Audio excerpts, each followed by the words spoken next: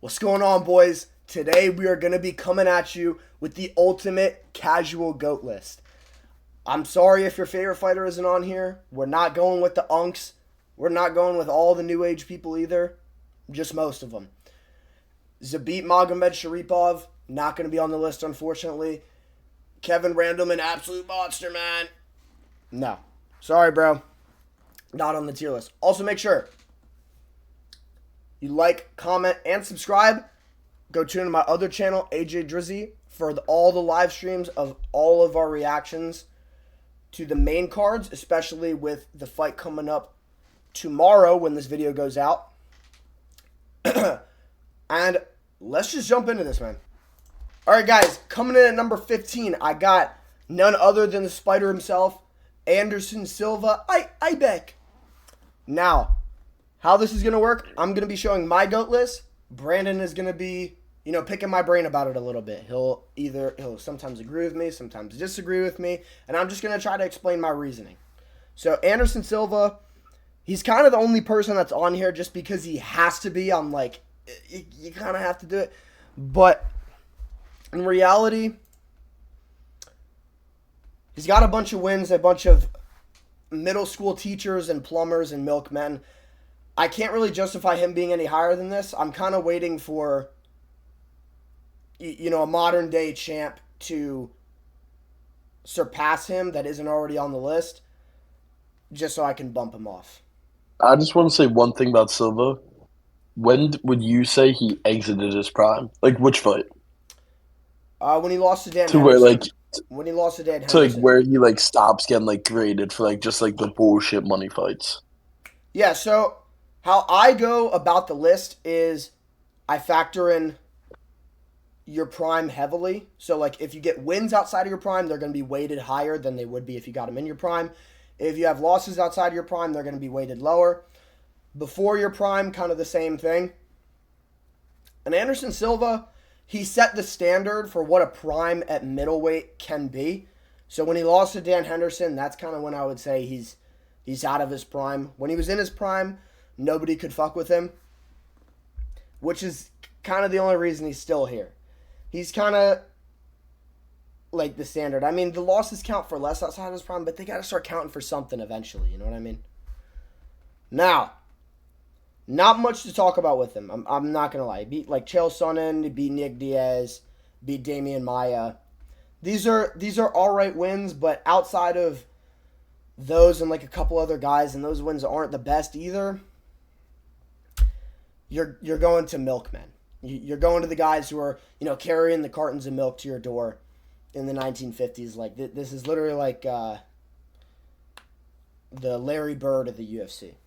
Next up, the King of Rio, I got Jose Aldo in the number 14 spot.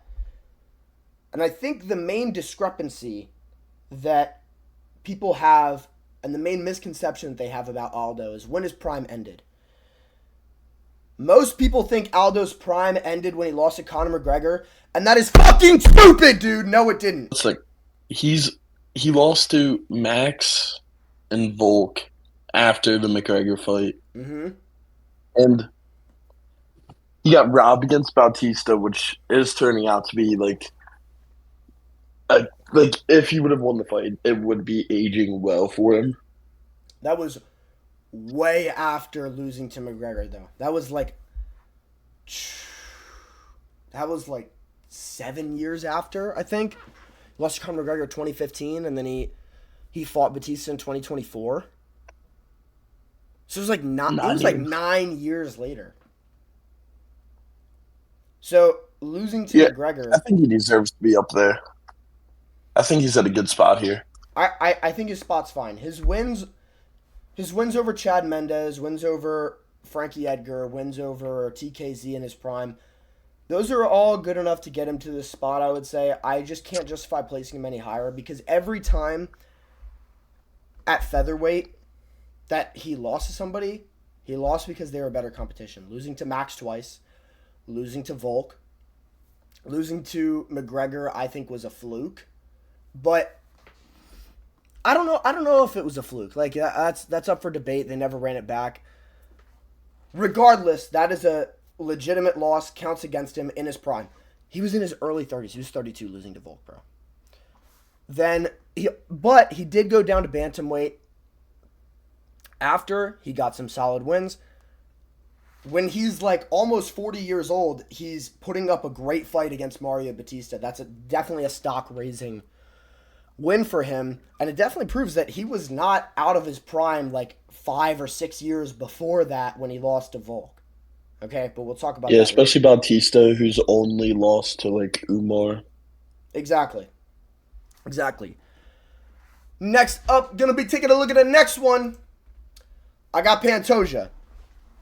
Now, if he had beaten Joshua Van, I'm not counting that fight at all. By the way, that fight didn't happen in my book. Complete fluke injury, fluke of the century, 1 in a million chance. If he had beaten Joshua Van, he'd definitely be a lot higher. I'm not counting the loss against him. I'm just pretending the fight didn't happen. He just beat Kai Kara France like 9 months ago. He has some great wins. He's got 2 wins over Brandon Royval, 2 wins over Brandon Moreno. He's got a win over Kai Kara France. He has a really shitty win over Kai Asakura. And he does have a couple of losses. He has a loss of Figgy. But I would still say the wins like heavily outweigh the losses. The wins were against great competition. And while I would say he was in his prime for the Figgy loss and maybe one other one, I'm kind of forgetting it. He's avenged it and then some with the names that he's beaten since then. And also, I feel like he was kind of just entering his prime.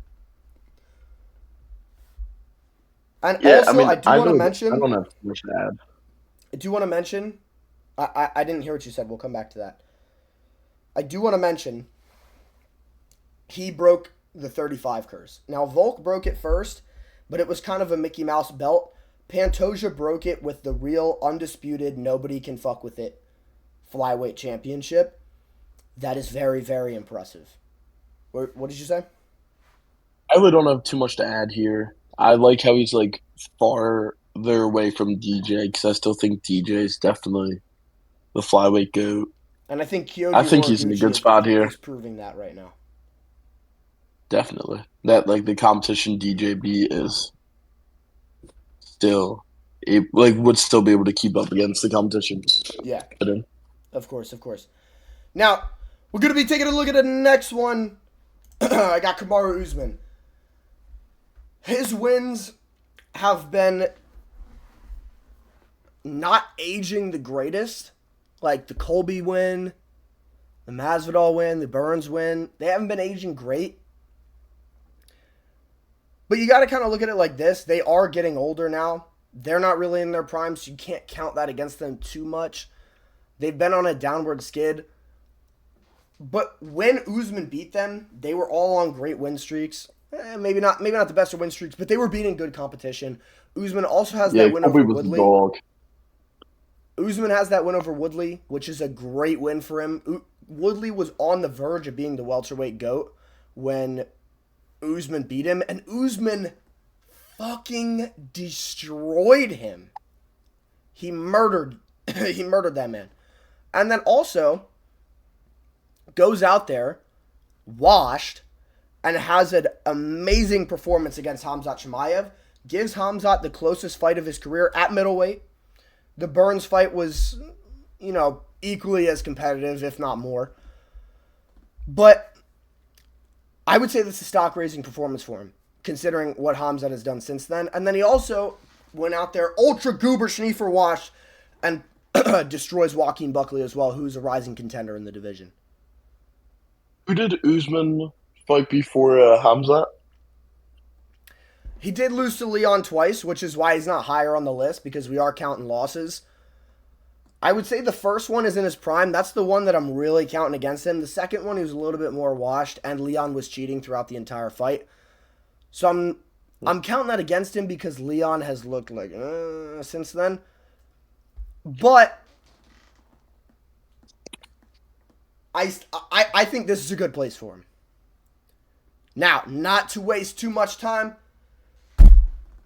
Moving on to the Eagle, Habib Nurmagomedov. The main thing going for him is the no losses. If he had losses, he wouldn't even be on this list. Like if he had like 2-3 losses in his prime, I don't think he'd even be here. But he had a bunch of favorable matchups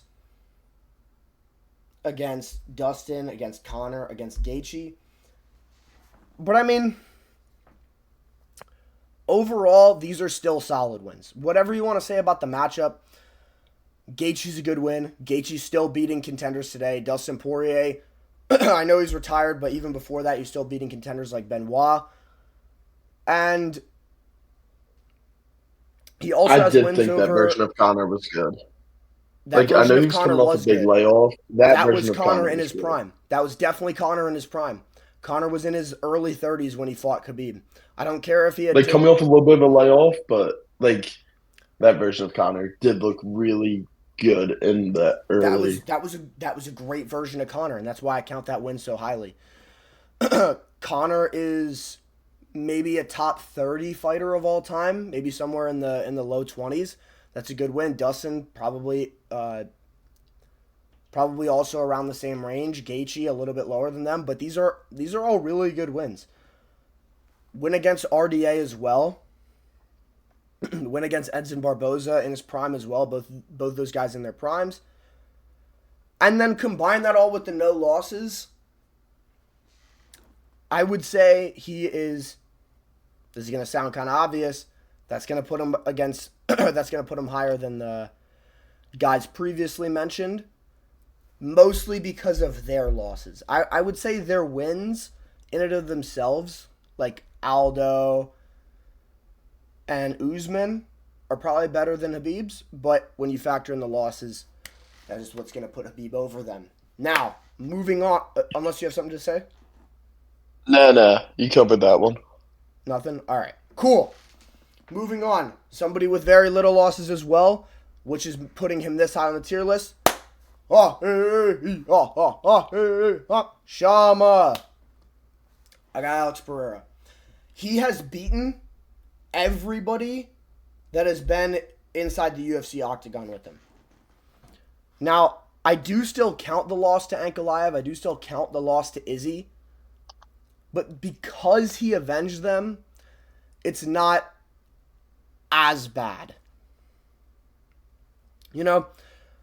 And you can say whatever you want about, oh, Jamal Hill's a blob, whatever. All the people who beat Jamal Hill in his prime, Pereira beat as well. Yuri is actually the most underrated win for Alex. Yuri has fucking destroyed the rest of the division, and he's gonna fucking destroy Carlos Olberg. You can put me in the edits. I don't care. You can't edit Carlos Olberg because he's boring as shit, and Yuri's gonna fuck him up. Win over Sean Strickland. Avenged his losses to Ank and Izzy, which are both good wins in and of themselves. Izzy is like somebody who's top 20 all time, bordering being on this list. Ankalaev is a nightmare stylistic matchup for Pereira. Beats Jan Blachowicz, another underrated win for him. 2 wins over Yuri, who I would say is most likely a top 5 light heavyweight of all time at this point. And then he's also got those 2 wins over Roundtree and Hill. I mean, what I just think about it here. I just think the light heavyweight division, when he got in it, it just wasn't too strong, which is why, like, I personally still think the Roundtree Hill wins just aren't that impressive. Like, he did them impressively. Like, he got quick knockout against Hill. He had a prolonged fight against Roundtree. Still finished him though. I just feel like they just aren't that impressive of wins compared to the other guys. And that's why he's not higher on the list. I think if he was doing this in the lighter weight classes, he would be top 5, if not top 3. But because it is in the light heavyweight division, he's being held back a little bit by that. But overall, it's great calibers of competition. bar maybe Roundtree and Hill. But he's doing it impressively. He's still beating great competition. You cannot just say this is a kickboxer coming over. He's definitely a well-rounded mixed martial artist at this point in his career. And I honestly think this is one that where Pereira is going to move up this list really quickly when he goes to heavyweight. Like, I think he has a very good chance to beat Tom Aspinall. I think he has damn near an 85% chance to beat Cyril Gane. And What about John Jones? he's just going to... I think he would beat John Jones, too. I think at this point where they're both at in their career, where they're at athletically, I think Pereira would beat him as well. So I think Pereira is going to move up this list, take it to the bank. Now, moving on to somebody who will move up this list even sooner, hopefully. Yeah! If you want to be the best, you got to beat the best, and the best is blessed. In the number, 9 spot, I got Max Holloway. Now, if he beats Charles, he moves up a spot. If he loses to Charles, we don't talk about it. Max Holloway has probably the most underrated resume and is the most underrated on the GOAT list out of anybody in the UFC. Wins over Arnold Allen, wins over Korean Zombie, wins over Brian Ortega, Jose Aldo twice, who's on this fucking list. In his prime, I don't give a shit. He was coming off of 2 wins going into a Max Holloway fight. Win over Justin Gaethje, win over Dustin Poirier. That's half of Khabib's resume right there. Granted, it's a worse version of those two guys than Khabib fought, but they're also a worse stylistic matchup for Max than they are for Khabib. He's also got to win over Frankie Edgar. He's got to win over, I don't know, other people as well. His resume goes on for years and years and years. The only thing holding him back from being higher on this list is the losses. If we're talking about just wins, like pure wins by themselves, he's top 3, if not number 1. But he does have the loss to Ilya. He's got the 3 losses to Volk, who we'll talk about later. He's got a lot of excusable losses, though. Like his loss to Dustin Poirier, that was up a weight class on 6 weeks' notice. 6 weeks' notice isn't bad in and of itself, but when you're moving up a weight class, that's just going to make you fat. So he wasn't really, like, super well prepared. He just wasn't cutting as much weight for that fight. He's got a loss to Conor. He's got a loss to Dustin earlier in his career, but that's when he was a tadpole. Like, he was literally 20 years old fighting Dustin Poirier. I could not imagine fighting Dustin Poirier in a year. Like, are we serious? So, around half of his losses are pretty excusable. Some of them are just, Ilya and Volk, like, they're 2 of the GOATs as well. So, you can't hold that too much against him to where he's not on the list. But you also can't put him, like, top 5 either, unfortunately. Yeah, I think a Charles win would be really good for him. Like, I think he could definitely bump him up. I also feel like a Charles loss could hurt him on the list just because, like, if you look at it, it just starts looking like there's just certain competition that he just can't beat. I agree with that. If he loses to Charles, he's going to get bumped down a lot. But as of right now, March 5th, 2026, at the time of recording, I have Max Holloway at the number 9 spot. That is subject to change. Tune in to our live stream, AJ Drizzy on YouTube, AJ Drizzy on TikTok, AJ Drizzy on Kick, for our reaction to that fight. Please tune into the live stream. But, not to waste your time, moving on to the next one. Petr Yan. Now, this is where the robberies really matter because he beat Aljo the first time. They fought for 20 minutes. The second time, that was not a robbery. That's a legit loss, but it was a close fight. Sean O'Malley, I don't think it was a robbery. It's a close fight. I'm not going to hold those two like too much against him. But loss to Merab, that's a real loss. But he did avenge it equally as bad. 50-45. Competitive 50-45. I don't think it was a 50-45. I think it was, 48-47 in my opinion. But they were all very close rounds, you know what I mean? Then he's got win over a very good version of Figgy, win over Corey Sandhagen, win over Song Yadong, a win over a decent version of Aldo as well. Not Aldo in his prime. Not that delusional. But it was a good version of Aldo. Overall, he's got a very stacked resume. Merab, who we're about to talk about, is what's really carrying him here. I didn't even have him on this list until that fight. Because Merab was so high on the list before then, and then also that was one of his losses, avenging that against one of the GOATs, that's gonna elevate you a lot.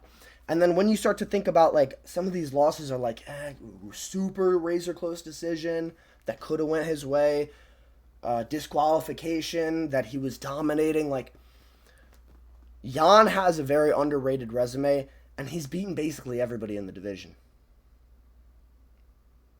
Yeah, I mean, I feel like you said, his wins are really good. I just feel like his losses are all like I know they're close fights, but it just sounds like he just loses to like the top, like he like lost to like the top three of the current like best 135ers. But he's also beaten them. Like Aljo, super close second fight, barely loses it. First fight, he dominates him, loses by disqualification. If that was modern day, that's not a DQ, that's a KO. Sean O'Malley, they haven't rematched, super close first fight. Merab gets destroyed the first one, puts on a masterclass the second. So you're saying he's losing to them? He's also beaten them. Besides Sean O'Malley, but they haven't fought again. And that was the closest one. That was an arguable robbery. A lot of people have that scored for Jan. I personally don't. And you say if he gets added after the Merab fight, if he loses to Merab, is he like back off or no? Third fight. That's something I'm gonna have. That's something I'm gonna have to think about. That's something I'm gonna have to reconsider. But as of right now, this is where I'm putting him. Speaking of Merab. Oh yeah, I was just wondering. Speaking of Merab, I got him slightly ahead of Jan. Like, if Jan beats him again, he's over him. Merab has a win over Umar that's been aging well. 2 wins over Sean O'Malley. Win over a decent version of Aldo. It wasn't Aldo in his prime, which is why Merab's not higher, but it was definitely a good version. Win over Corey Sandhagen, and then he has that win over Jan, who's also on this list. Also a win over a decent version of Henry Cejudo. Not prime Henry Cejudo, but definitely a good version. So, I just want to add one thing. I never realized how sad it is looking at Merab's UFC page, seeing the 3 and the 2 on the wins by knockout and submission. Yeah, he's doing it by decision, and a lot of these decisions are close. I'm not gonna lie to you. Like, the Corey one was kind of competitive. Umar was very competitive. Sean O'Malley won was as well. Competitive. But the level of competition, and he only has 1 loss in his prime. That's why Merab's this high on the list, man. That's why he's at number 7. We talked about a lot of these guys already in the Jan one. So unless you have some big objection, I really don't want to spend too much time. I agree there. Merab and Jan are, like, when you talk about one, you kind of talk about the other as well. They're kind of inseparable from each other. You know what I mean? Now, moving on to the next one. I got DJ at the number 6 spot. So, Kyoji Horiguchi, proving to be a good win. Got robbed versus Henry Cejudo the second time. I count it as 2 wins over Cejudo. Win over John Dotson. Win over fucking... What's his face? See, this is why he's not higher on the list. Like, he's got losses at Tadpole. He's got some losses when he was washed in other organizations. But when he was in his prime, he's beating, like, fairly good competition. And he has a lot of these wins.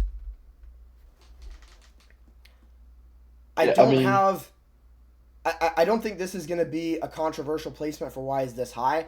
I think it's going to be a controversial placement for why is this low. So really, it's just because while some of the name value was good, a lot of the name value wasn't that good. Yeah, I mean, he came in at a tough time in the flyweight division. He did. He did. So like his wins weren't that impressive. So I mean, his like they're not terrible wins, but They're I not do terrible think wins. if he was in this competition of flyweight division, he would still be good. I think he would still be good, but I think his fights would be a lot more competitive now than they were back then. I understand he's trick shotting these guys, whatever, but a lot of them were not all that. You know what I mean? Like Kyoji Because Horiguchi, great win. Henry Cejudo, great win. Then he also beat like Tim he Elliott, also who's beat forever Tim, number 12 yeah, ranked. who He's beating just guys beat coming off tough. Like, Tim Elliott just beat Asakura. but I honestly think that says more about Asakura than it does Tim Elliott. I don't really think that's like because we know Tim Elliott's level. We don't necessarily know Asakura's, so I'm gonna say that's more of a Asakura's Okay. bad than Tim Elliott's good type of thing. I don't know why I'm blanking on some of these other names. I used to know them, like John Dotson, whatever. But really, it's just a quantity, and then he doesn't have really any losses in his prime, which is honestly why he's this high because he kind of has a similar level of wins to an Aldo. He's just got a lot less losses. And I would say his wins are definitely better than Aldo's, but it's definitely like they're not on the level of a Max, and they're definitely not on the level of an Ilia Topuria. His quality was nowhere near somebody like Ilia. Best 3-fight win streak in UFC history. Beats beats Volk by round 2 KO. That was a good version of Volk. I don't think he was washed. Just beat Diego Lopez twice after that. So you can't really say his chin is gone because he just beat the second best power puncher in that division 2 times in a row by decision. Beats Max Holloway, cracks the uncrackable chin. And then he slimes out Oliveira in 2 minutes. And besides Max, he really made these guys look easy. I know he lost the first round to Volk. I get it. But he made his reads, knocks him out in the second. I love Volk to death, but I think that happens to every version of Volk. He's absolutely obliterating these guys. I know the Max fight was competitive too, but still, like, he's doing things that have never been done before. The first guy to ever beat Volk at featherweight.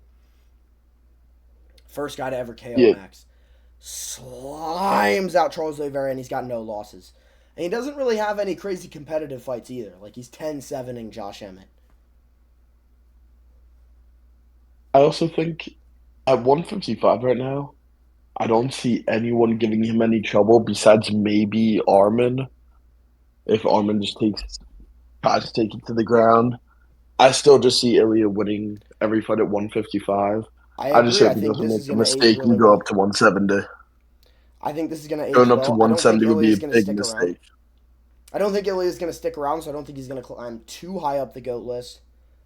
But 1 or 2 spots, I definitely think he could go up. It's really the no losses that's carrying him. And then it's also those wins over Volk and Max. The wins over Volk and Max, 2 guys who are on this list, and we'll get to Volk later, but you don't understand how impressive that is to make those guys look like that. Okay? And also have never lost yourself, not even as a tadpole. Speaking of 1 spot up the list, I have GSP. I don't know why he's pixelated. I don't know why he's the only one that is in his 8-bit form. GSP, a lot of people have him at number 2, number 1. I think that is really a stretch. I mean, Nick Diaz meh kind of win. Jake Shields is a good win. Carlos Condit is like an all right win as well. I believe he beat Damian Maya. Am I tripping there? I don't know, but like I'm looking through the records of these guys, and Bisping as well is not a great win. I'm looking through the records of the guys that he's beating.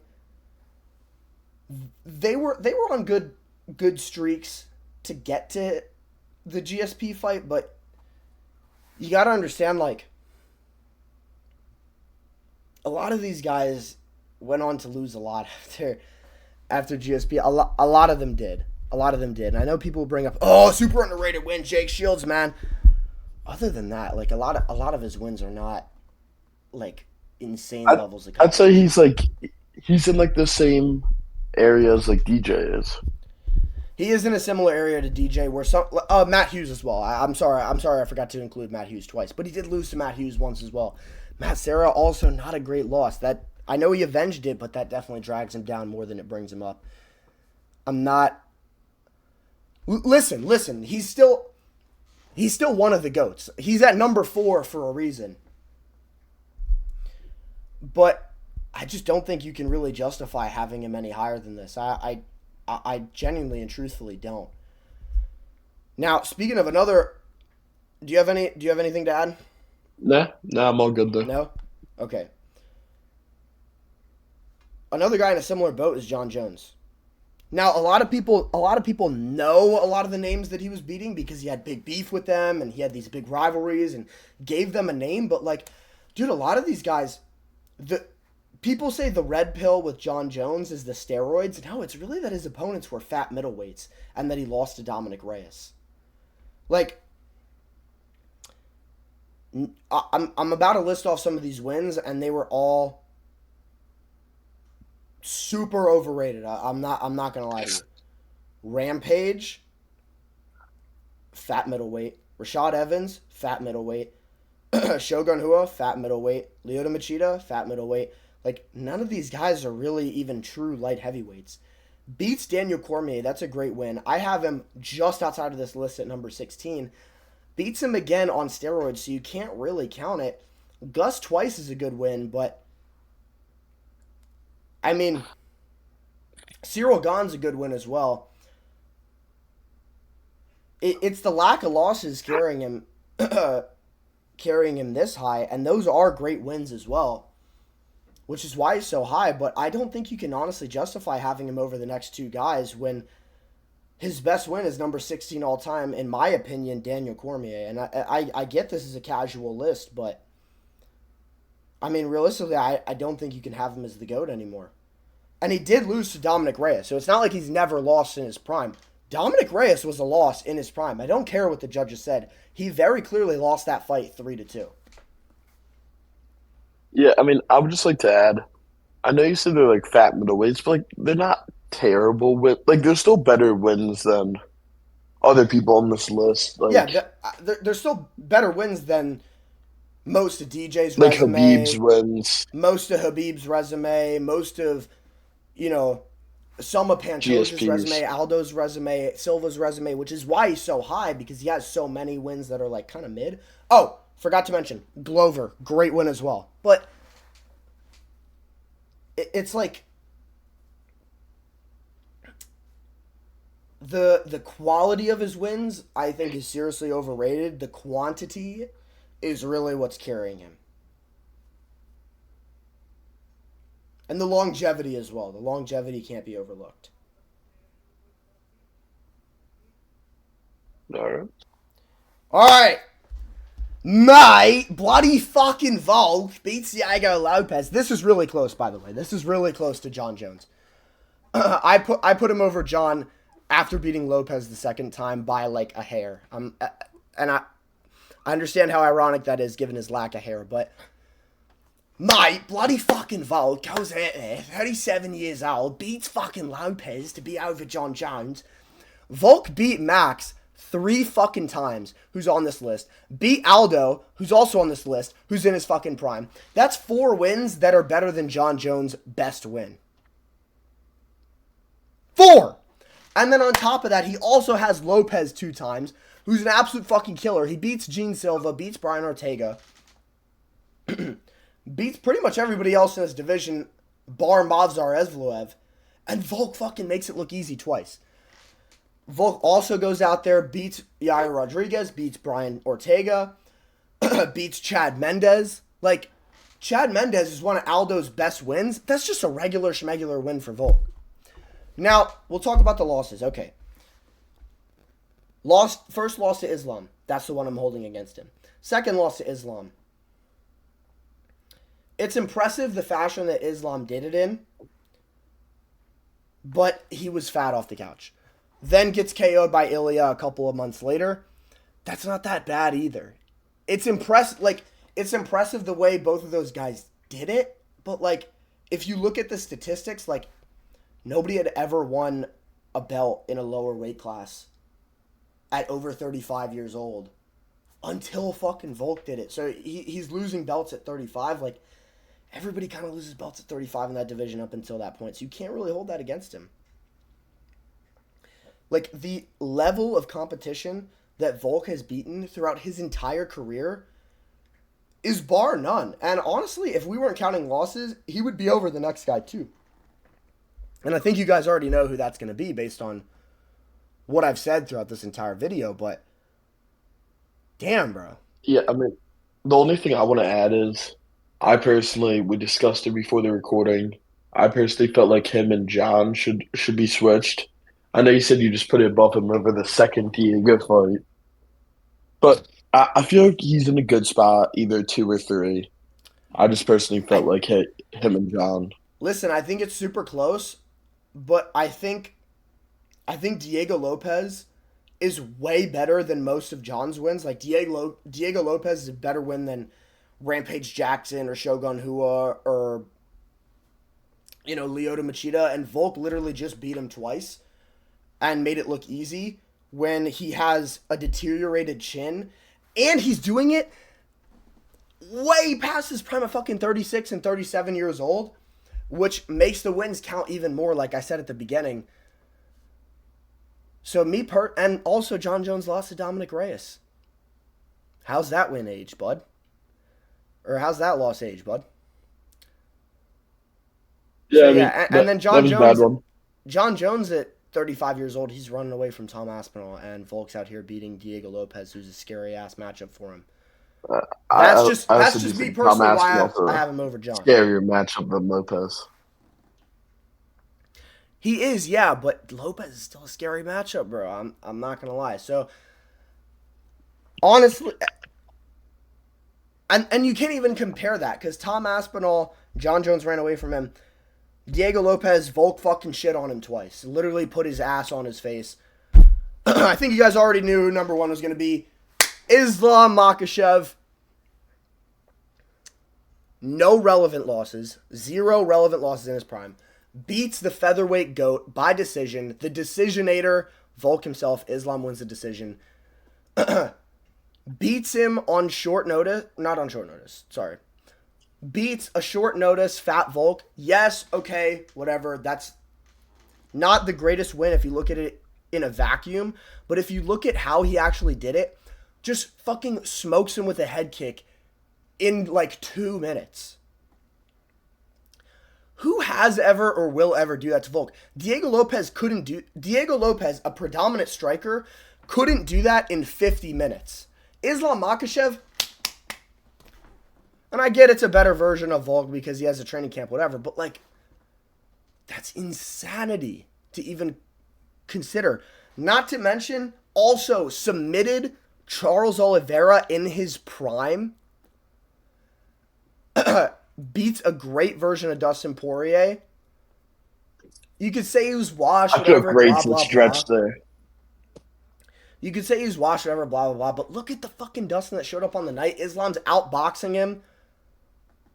Not needing the grappling, not needing kicks. I know he grappled him, but like he's fucking piecing him up. He's going ba ba ba ba ba ba. And then all that, combine it with he beats prime fucking JDM by 50-45. I get it was a smudge fest. But you gotta understand how impressive that is to do to a guy like JDM. Bilal could barely get this motherfucker down. And Islam does it so easily.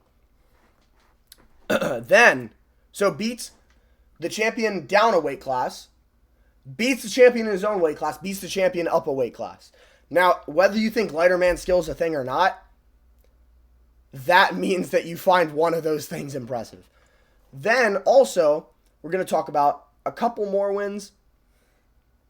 Tadpole Arman. Now, I get that was short notice. That was a baby version of Arman, but it was a baby version of Islam too. I'm not counting that win super highly, but it's a good win. Beats Moicano. Now, that's not a great win in a vacuum either, but he submits him, shits in his mouth, opens it up, puts the feces in.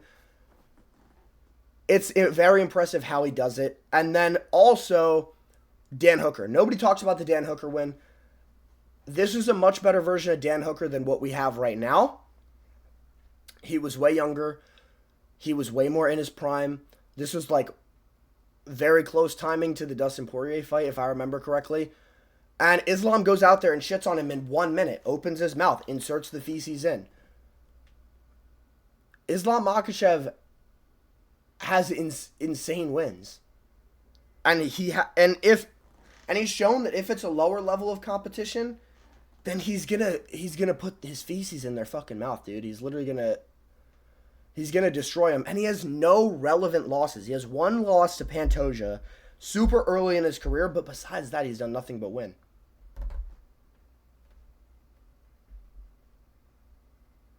Yeah, I mean, I think we both agree on Islam at one, especially solidifying the JDM win, Yeah.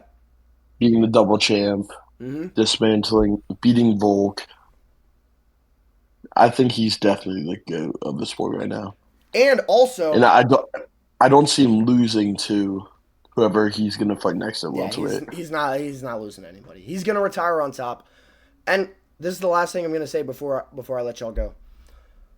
Volk is the second, in my eyes at least. You have to look at this from my perspective. Volk is the second best fighter of all time, and Islam beat him 1.5 times, and one time in his prime. Insanity. But make sure y'all boys tune into the live streams. Link to all that stuff should be in the description. Thank y'all boys for watching, and peace.